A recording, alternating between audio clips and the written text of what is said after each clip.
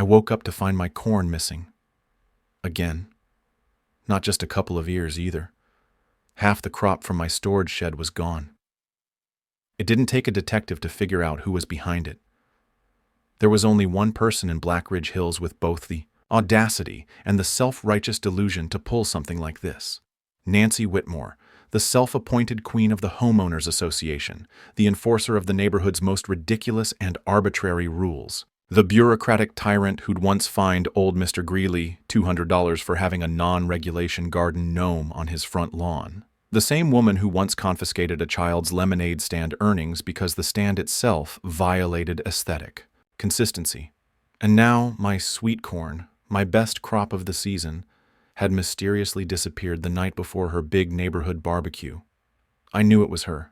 She'd done it before. Nancy had a habit of showing up at my farm stand, pinching the husks of my corn with her bony fingers, inspecting them like she was choosing fine silk rather than produce. And every time she'd deliver the same passive-aggressive remark. "You always seem to have so much corn, Henry. You ought to be more generous with the neighborhood." The last time she'd said it, her husband, Greg, was standing beside her. A sunken-eyed man who looked like he'd long since given up trying to resist his wife's whims. That was weeks ago.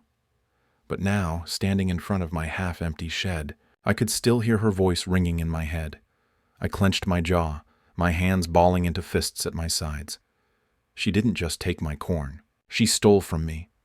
Again. This time I wasn't going to let it slide. It didn't take long to set up the cameras, a couple of well-placed motion-activated trail cams, the kind I usually used for catching deer trampling my crops, would do the trick. I positioned them carefully, making sure they had a clear shot of the shed entrance. Then I waited. 2 nights later, at exactly 11:38 p.m., the motion sensor went off. I checked the footage the next morning, my heart pounding with anticipation. And there she was, Nancy Whitmore, dressed in her usual floral print nightgown, slipping into my shed like she owned the place. A flashlight in one hand, a reusable grocery bag in the other, she moved with the precision of someone who'd done this many times before. She selected the best ears, stuffing her bag full until it bulged at the seams. Then she shuffled out, her slippers making soft scuffing sounds against the dirt. Brazen, shameless, caught. I transferred the footage to my phone and set out to confront her. Nancy's house was a pristine white 2-story with shutters painted the exact shade of HOA-approved blue. I knocked, firm and deliberate. A few moments later, the door swung open, and there she stood, Nancy Whitmore in her usual pastel cardigan, her face the picture of forced politeness. "Henry," she said, smiling that tight, condescending smile of hers. "What can I do for you?" I didn't bother with pleasantries. I held up my phone, playing the footage. Her expression barely changed, but I caught the flicker of something in her eyes. Guilt. "Care to explain?" I asked. She exhaled through her nose, folding her arms. "Oh, Henry, don't be so dramatic. It's just corn." I let that hang in, the air for a moment. "Just corn?" I repeated, my voice dangerously low. "That's my livelihood, Nancy." She sighed as if I were inconveniencing her. "Oh, come on. You have so much. I was simply redistributing." She waved a dismissive hand. "It's for the community. You wouldn't want to be seen as selfish, would you?" I clenched my jaw. "It's theft, Nancy." She didn't even blink. "If you really feel that way, go ahead and report it. But I am the HOA president, Henry. I have quite a bit of sway around here." There it was. The veiled threat. Nancy had been running this neighborhood like her own personal fiefdom for years, using fines, rule changes, and outright intimidation to keep people under her thumb. The thought of going up against her in a legal battle was laughable. She had connections, the HOA's deep pockets, and a reputation for weaponizing bylaws against anyone who challenged her authority. She knew it, and she knew I knew it. "Tell." "You what?" she continued, smiling like a snake. "Why don't we consider this handled? No need to make a fuss over a few ears of corn." A few ears, a few ears. It took everything in me not to lunge at her right then and there. Instead, I smiled, a slow, knowing smile. "You're right, Nancy," I said. slipping my phone back into my pocket. No need to make a fuss. And then I left. That night, I set my plan in motion. Nancy wanted my corn so badly. Fine. She'd get it. I went to my special patch, the one where I grew my experimental varieties, and plucked the hottest corn I had. Not just any spicy corn either. I was talking pepper X-infused sweetcorn, the kind that could bring a grown man to his knees with a single bite. The heat wasn't immediate either. It built slowly, creeping up on its victim like a delayed explosion. I husked the corn, arranged it neatly in my shed, and left it right where she'd find it. Then I waited. Nancy took the bait the very next night. I watched the footage the next morning, grinning as she helped herself to my generous offering. She didn't suspect a thing. The barbecue was set for Sunday afternoon. The entire neighborhood would be there, and if my calculations were correct, Nancy Whitmore was about to have the spiciest surprise of her life. The neighborhood barbecue was set up in her backyard, a well-manicured patch of green that practically glowed under the afternoon sun. White folding tables stretched across the lawn, each adorned with blue and yellow floral centerpieces, a signature touch of Nancy's approved aesthetic. The smell of grilled meats and fresh bread filled the air, mingling with the distant laughter of kids running through sprinklers. But the real star of the show? The corn. Golden, glistening, and buttered to perfection. My specially prepared batch of pepper X-infused sweet corn sat piled high on a silver serving platter. Nancy had arranged it like a trophy, presenting it with the self-satisfied grace of a queen bestowing gifts upon her subjects. "Locally grown," she cooed, flashing her ever-present patronizing smile as she handed out servings. "Straight from our dear Henry's farm. Isn't it just wonderful how we take care of each other here in Blackridge Hills?" A few people murmured in agreement, biting into their corn without much thought. I watched, arms crossed from a safe distance, anticipation curling in my gut. Any second now? One bite, two, a third, and then the first victim was Paul Sweeney, a retired dentist with a gut like a beer keg. He was halfway through a cob when he suddenly froze, his eyes going wide. His face shifted from confusion to panic in a heartbeat. His lips trembled. He tried to speak, but the only thing that came out was a strangled "caw-caw." Then came the coughing. Violent, chest-heaving spasms shook his entire body. His wife, Lorraine, patted his back in alarm, but he was already scrambling for his drink, sloshing iced tea down his shirt in his desperate attempt to extinguish the fire now raging in his mouth. He wasn't alone. Within seconds, the chaos spread like wildfire. The Hendersons, the Bloomfields, Greg Whitmore, one by one, they succumbed to the inferno. Lorraine gagged, waving frantically at her face like she could fan away the heat. Little Benji Cooper, the poor kid, took a single bite before bursting into wails, his chubby hands flapping uselessly in front of him. "Water," sputtered Mr. Kilpatrick, his usual dignified tone reduced to a choked wheeze. "Oh, God, someone get some water." The table erupted into a flurry of panicked movements as people shoved plates aside, scrambling for relief. But it was useless. Drinks did nothing. Bread did nothing. The fire was inside them now, sinking its claws in deeper, spreading like an unstoppable blaze. Nancy, of course, was oblivious at first. She was too busy preening, too caught up in basking in the glow of what she no doubt saw as her community event. But when the wails and hacking coughs became impossible to ignore, she finally turned her attention to the scene unfolding before her. Her brow furrowed. "Oh, for heaven's sake," she huffed. "It's just a bit of spice. Don't be so dramatic." Then, as if to prove a point, she grabbed a cob for herself and took a generous bite. I held my breath. For a single, beautiful moment. Nothing happened. Then her expression shifted. Her smug confidence gave way to something unreadable. She blinked. Once. Twice. Then it hit her. Her face twisted in a grimace, and for the first time, since I had known Nancy Whitmore, she looked genuinely afraid. Her lips parted, but no words came out. Only a short, strained breath as the fire in her mouth exploded tenfold. I could see it happening in real time. The burn creeping up her throat, her body going rigid as if she'd just been electrocuted.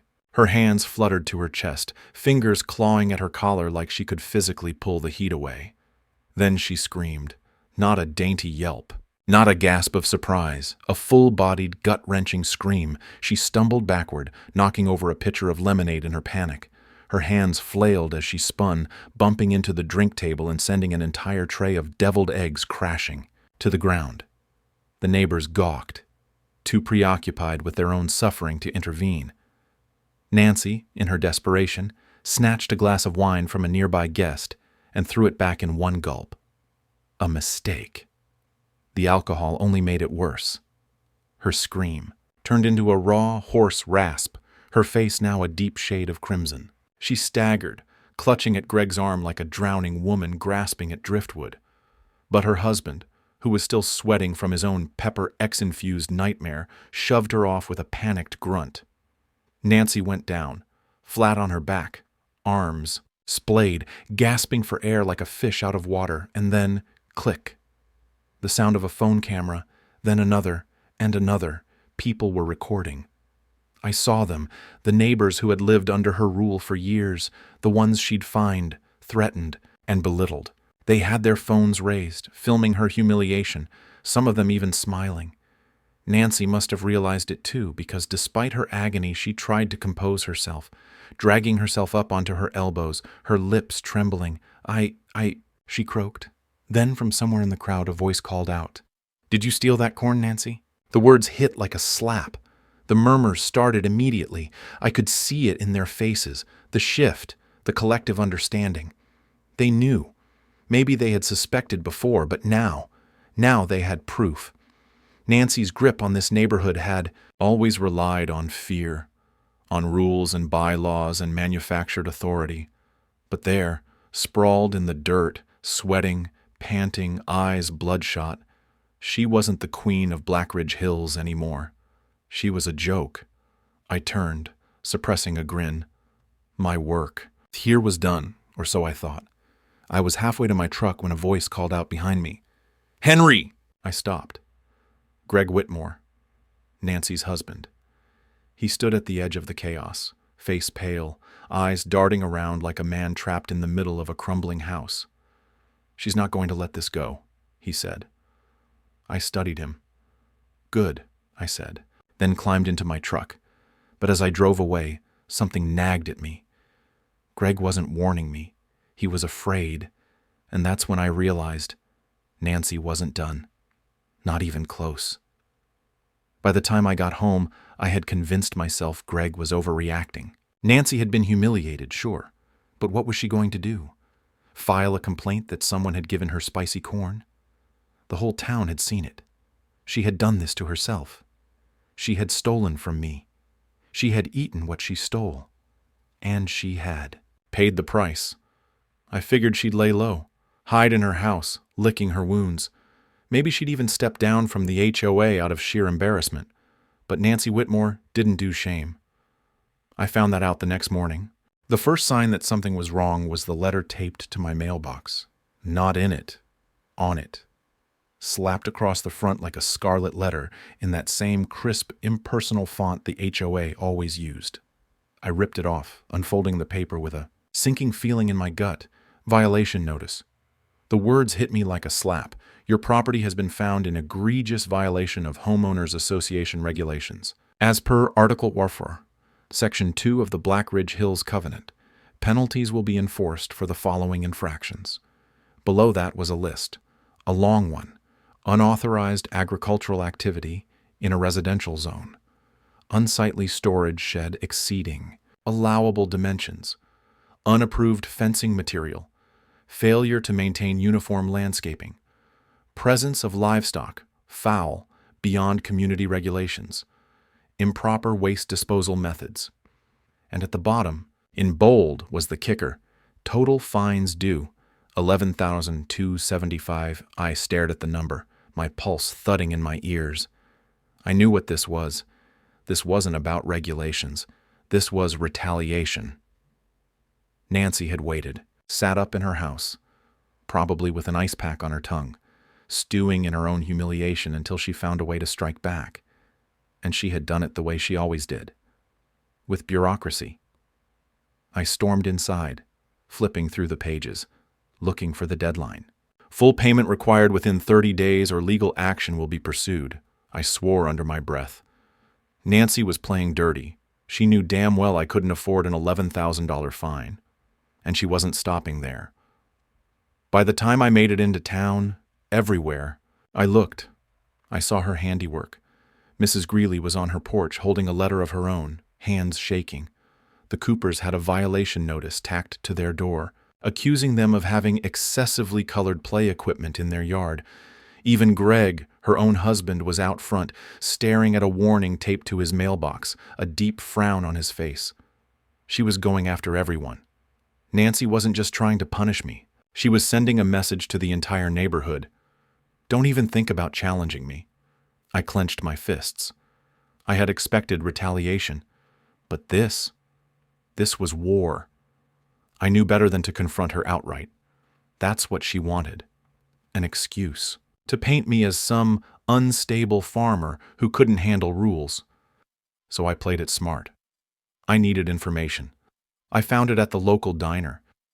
It started with hushed conversations at the counter, neighbors whispering about the latest string of fines. But then someone said something that made my ears perk up.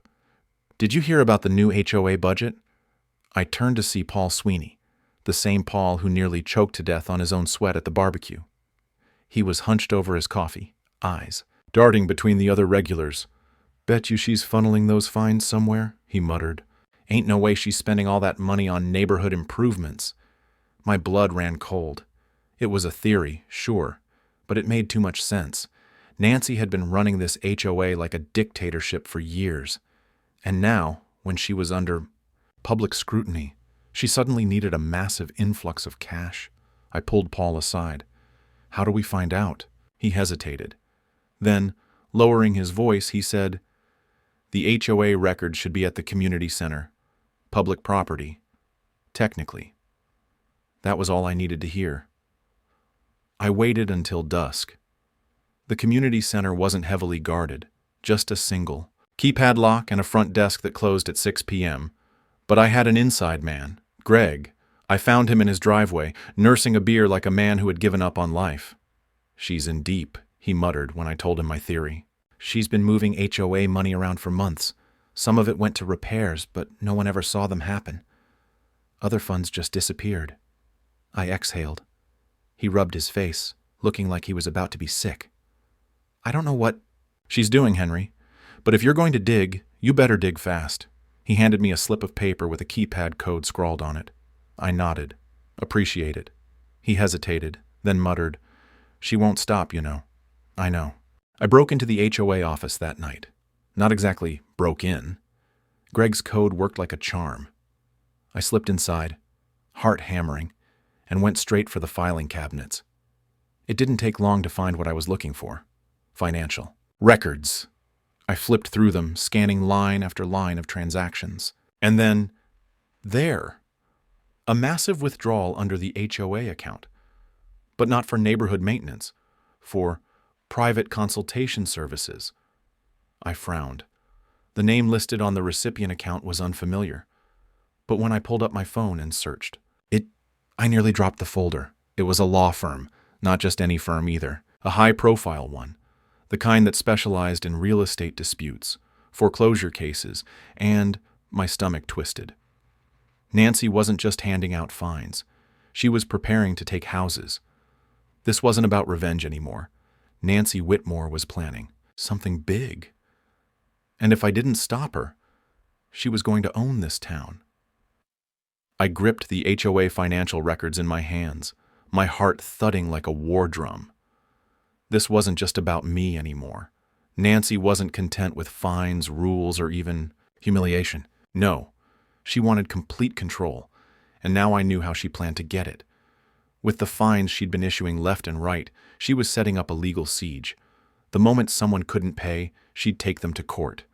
And with her fancy law firm on retainer, she'd bleed them dry until they had no choice but to sell, likely at a reduced price, to a mystery buyer. I'd bet everything that buyer would be her. If I didn't stop her, Blackridge Hills wouldn't be a neighborhood anymore. It would be Nancy Whitmore's kingdom. But if she thought she was untouchable, she was dead wrong. I had proof. I gathered my allies, Paul Sweeney, the Coopers, the Bloomfields, Mr. Kilpatrick, even Greg. One by one, I laid it all out. How Nancy had weaponized the HOA, how she'd funneled the fines into a war chest, how she was planning to turn their homes into her property. And one by one, their outrage grew. She was going to foreclose on us? Lorraine Sweeney's voice shook with fury. She was going to take our house over a playset? Mr. Cooper muttered, his hands curling into fists. She's a goddamn thief, Greg muttered, looking down at his drink. I nodded. Yeah, and it's time we take her down. The HOA emergency meeting was called for Friday evening. Nancy, of course, was thrilled. She waltzed in like a queen, gracing her subjects with her presence, wearing a pastel pantsuit and a smug expression. Greg trailed behind her, shoulders slumped like a man dragging his own coffin. The community center was packed. Every single resident was there, every person she'd threatened, fined, or humiliated. The air was electric, charged with barely restrained anger. Nancy, of course, played it cool. Now, she said, her voice dripping with condescension. I know emotions have been running high this week, but I assure you everything I do is in the best interest of Blackridge Hills. Murmurs of discontent rippled through the crowd. I understand that some of you have concerns about recent policy enforcement, she continued, her tone syrupy sweet. But I remind you, the HOA exists to maintain order, to ensure that our neighborhood remains a prestigious and desirable place to live. I stepped forward, holding up a stack of documents. You mean desirable for you, Nancy? Her smile faltered for half a second before she fixed it back into place. Excuse me? I turned to the crowd. I've got proof, right here, that Nancy hasn't been using fines to maintain order. She's been lining her pockets and setting up foreclosure cases against her own neighbors. A ripple of shock spread through the crowd. Nancy's eyes narrowed. That's a very serious accusation, Henry, I smirked. It sure is. Lucky for me, I came prepared. I turned to Greg. He hesitated. Then slowly, he stood up and held up his own stack of documents. Henry's telling the truth, he said, his voice heavy with regret. She's been funneling HOA money into a private law firm. They've been preparing to take legal action against at least a dozen families. Gasps. Nancy's head snapped toward Greg, her face turning an ugly shade of red. Greg, you idiot! What do you think you're doing? He didn't look at her. Someone in the crowd yelled, She was going to take our homes? The outrage boiled over. People surged forward, shouting, waving their own violation notices, demanding explanations. Nancy panicked. She stepped back, her hands raised like she could command them into silence. Now! You don't understand. This is all a misunderstanding. I shoved another document forward. Then maybe you can explain this. I held up the financial records, the untraceable transactions, the excessive withdrawals, the correspondence with the law firm about aggressive acquisition strategies. Nancy's face drained of color. The room erupted. Shouts, accusations, neighbors. She had bullied for years, turning against her all at once. Paul Sweeney stepped forward. We're voting right now. Effective immediately, we move to remove Nancy Whitmore as HOA president and conduct a full audit of HOA funds. A unanimous roar of agreement shook the walls. Nancy lost it. You can't do this. I am the HOA, she screeched. Greg, for the first time in his miserable marriage, looked her in the eye and said, Not anymore. Silence. Then, a single voice from the crowd. Maybe she should pay some fines of her own. Laughter. Nancy's face twisted in rage. You peasants. You need me. You'll be living in squalor without me. No one listened. She was done, finished, dismantled in public the same way she had ruled. And as I watched her storm out, her power crumbling around her, I couldn't help but smile. The aftermath was almost poetic. Nancy's embezzlement was fully uncovered within a week. Turns out she'd been skimming far more than we thought. Thousands in illegal fees and shady transactions. By the time the dust settled, the HOA was gutted and restructured. The outrageous fines, gone. The unnecessary rules, voted out. And Nancy, she vanished. Rumor had it she tried to move into a new neighborhood, one with another strict HOA, but her reputation followed her. No one wanted a dictator in their cul-de-sac. Greg filed for divorce. The best part? The next summer we threw another barbecue. This time it was community-run. Everyone brought what they wanted, no approvals, no permits, no ridiculous rules, and in honor of our victory we introduced a new tradition: spicy corn, served at every barbecue. A reminder of the time the neighborhood rose up and took back its freedom, and I made sure to take the first bite. It burned. It was perfect.